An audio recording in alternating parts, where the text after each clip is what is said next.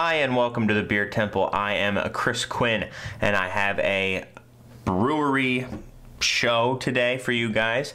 Brand new brewery out here in Chicago. The cans just started showing up on shelves within the last couple days. It is Revolution Brewing, a pretty well-known brew pub for the last couple years in Chicago, in the Logan Square neighborhood of Chicago. Really have done very well. In fact, they recently won a gold medal at the World Beer Cup, I think, for their golden pail, which is called Cross of Gold. So they have been on draft in the Chicago area for a little while, but they kind of made the leap and have a whole new production facility that is a separate entity entirely from the brew pub. And I got to see the space in there as it was being built out, and it is massive. Absolutely massive. These guys are not going small. They're going to go big or go home. The only thing I can compare it to is like a large regional brewery that I've been to. So something like a Goose Island or a Victory or something like that. I mean, we're above, you know, Two Brothers or I don't know, like a Firestone Walker or even, you know, an Avery. I mean, these guys are bigger than that, I would say. I'm really big. Maybe not Avery. I don't know. Avery's pretty big. Margaret's sitting over there. Say hi to the lovely people. Hi, lovely people. My lovely wife saying hi to lovely people. Anyway, very, very big. In fact, they've got they are doing cans, so like I've mentioned before, it's so hot right now. It's the Hansel of beverage containers. And basically, yeah, I mean, it seems like every other, at least, new brewery is coming in with cans rather than bottles. No exception here, going with the 12 ounce rather than the 16 ounce. And they've got a couple out here. It's $10 per 6-pack. And these are all beers that have appeared in their brew pub for a while. So the advantage there is that these are tried and tested recipes that they've tried at their brew pubs and people have liked. And now they're just moving forward to production, which really gives them a big advantage.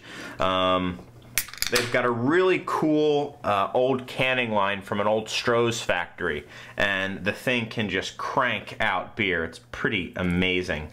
So the two beers I have today are the Bottom Up Wit and the Anti-Hero IPA. First thing I notice is how cool the cans are. They both have the fist there that you can see, kind of the, you know, Revolution fist, and that is their kind of logo.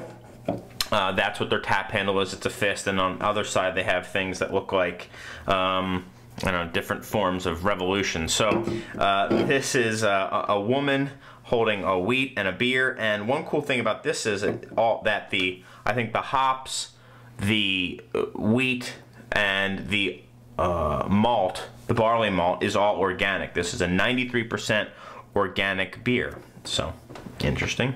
And it is a wit.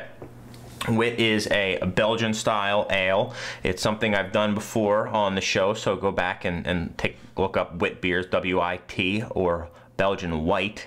They are, as I said before, wheat beers, ales, and they are known for their spicing. So the difference between, let's say, like a German wheat ale and a Belgian wheat ale is typically that they have, in Belgium, they add coriander and bitter orange peel, curacao orange peel to the beers.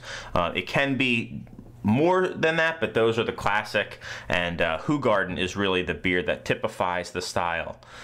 It's supposed to be a very light, quenching beer. It shouldn't be too sweet, if you ask me, and it also shouldn't be overly spiced. Sometimes if it's overly coriandered, it can taste, as Randy Mosher has put it, hot dog water, since coriander is actually one of the main flavoring components or seasoning components in hot dogs. So there you go. Let's take a look. Nice light beer, as it should be. A really kind of like a whitish gold, pretty hazy, although, you know, you can still kind of see your finger through the glass, if just a little obscured. Not too much head here, just a little bit. This is actually the second wit beer I've had out of a can on this show. I also had the Whitaker, which failed miserably in the blind wit tasting, if you remember. So.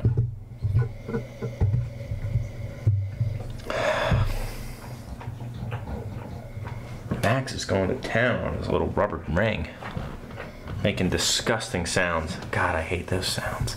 Don't mind me. As I'm drinking, hearing these horrible sounds from my pig dog. Okay, anyway, the beer. First thing I noticed is that there is quite a bit of orange peel. In fact, let's take a look and make sure that, orange peel, it says on here, and coriander. There you go. Quite a bit of orange peel, a little bit of coriander as well. Hold on one sec, my dog's not hitting the mic stand. Go over there. Go over there. All right. Yes, good boy. The dog whisperer. I whisper by yanking things out of his mouth and pushing him. Anyway, it's nice. It's got a nice balance between coriander and orange. It's definitely there. It's not kind of too heavy-handed on the spicing, but it's definitely there at the same time. And I think you get the orange more than the coriander, which I've said several times now, but that's not typical. Usually I find that the coriander is the predominant spice.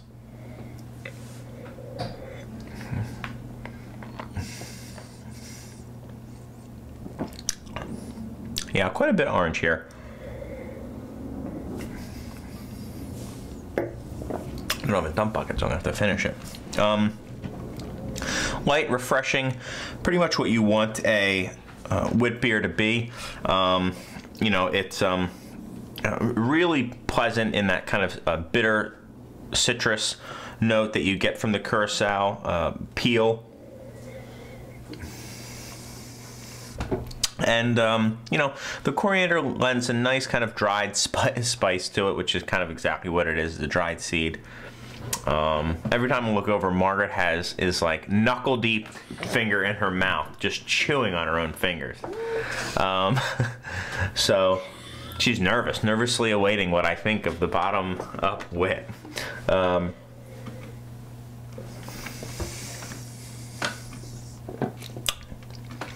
Yeah. Nice. The coriander almost has like a hint of like fennel seed at the same time. It's refreshing though. Something I could certainly gurgle for a while. I want to see what the 5% alcohol. So, you know, pretty light. What am I going to give this beer? I'll give it a 89. I mean, it's a solid beer. It's really good. It's one that I would reach to if I'm in the mood for something light, or if I had some lighter food or a salad or something I would go very well with. I don't think it's at the upper end of what this style can be, but it's certainly better than a lot of, I think, pretty famous Belgian wits. I mean, it's certainly well above a Blue Moon or the Whitaker. And, you know, I think it is a style a lot of people don't do well, and this one's pretty good. So, there you go, 89. Next up is the Anti-Hero. Awesome can here. It's got like some sort of revolutionary captain here who's like rough and tumble. His head is a hop, of course. You know, that's just natural. That's what you can figure it. He's got an eye patch, and then he's overseeing some massive airdrop of hops. But it's like a militant airdrop of hops. So, what? Like grenade parachuters. Yeah, they look like little grenade parachuters. This is the Anti-Hero IPA, a beer that is on tap at Revolution pretty much all the time, and is really a go-to for me when I'm there. So I'm interested to see how it's going to translate to the new facility, to the canning line, and you know, all that. No dating that I can see on the cans, which is unfortunate. I don't know if they do it on some of the larger packages, such as cases, something like that. But right now, nothing on there. Picking your next victim? Yeah. She's eyeing at which finger to shove into her mouth next. Beautiful looking beer. I mean, like a sunset orange, really crystal clear. Nice little head on there as well. Nice looking beer. Whoa. Big punch of hops on the aroma. I don't think they're going to say what types of hops they're using.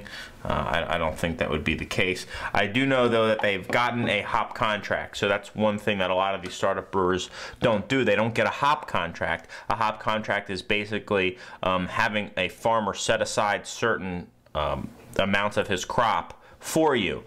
So if you have a beer that uses Citra hops, you know if you have a hop contract, you can always get those hops. What a lot of these smaller breweries have realized is if you don't have a hop contract, you don't know if you can make the same beer over and over again.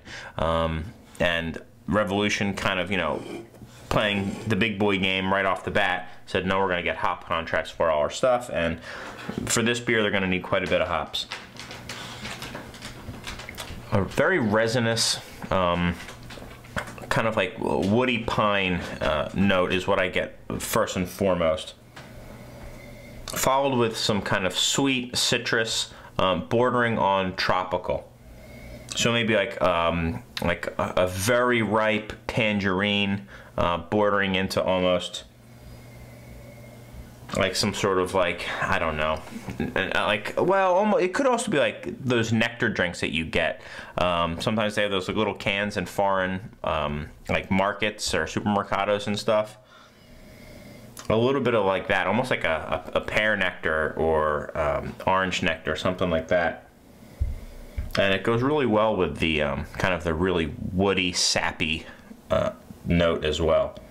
Not getting a lot of the malt at all. Very, very hop forward here.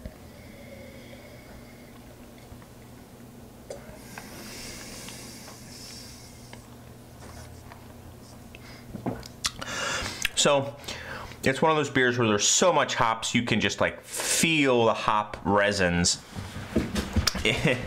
in your...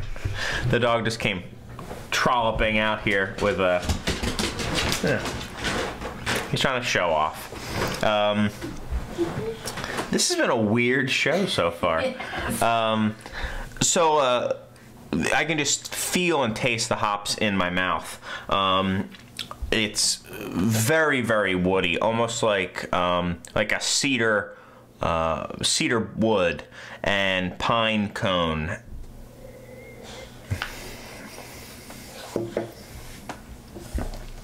Overall, it's very light.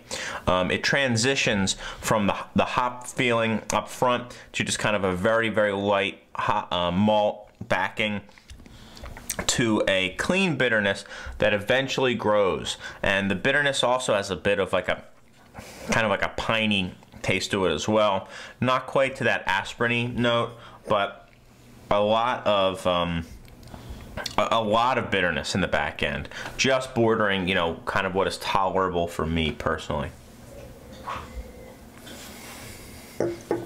Nice mouthfeel, a little bit of sweetness, you know, definitely more of like that Midwest style IPA, not super bone dry like some of the West Coasters can be, and really nice. I do like this beer quite a bit. Really nice, resinous, you know, a hint of kind of, well, it's not like garlicky or oniony, but it's starting to get into those kind of more, a little bit of grassy or like kind of stinky grass notes as well. Maybe onion.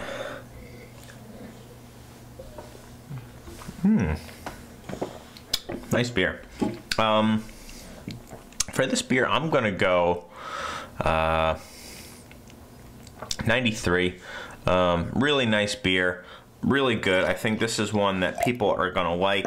It's one that you can get a 6-pack of, and when it's super fresh like this, really enjoy. The hop heads are definitely gonna like it as well. It comes in at, I believe, also 6.5% alcohol, so it's sessionable. Very much in line with what today's kind of hop head is looking for. Lower alcohol, big hops, and I like that they've, you know, got a very interesting hop profile going on as well. So I'll go 92. I'm trying to be a little tougher. I'm trying to be tougher now. 92. Still a good beer. That's what, an A minus, you know, 92. So, anyway, I'll finish up here. One of the most disjointed shows I've had in recent history, but as I stare and talk to somebody off camera, don't worry about that. One shout I did want to give was to Andrew Pentland. Thank you for the 5-star review, Andrew, on iTunes. I always appreciate it. And if anyone else wants to leave me a 5-star review, I will be glad to give a shout out to you as well. That's about it for now. Gonna go drink some of this beer, maybe watch some football, some Monday Night Football. And that's it. I mean, this is kind of a nice football beer. So without further ado, I've got to go. I've got some great beer to drink. And hopefully you do too.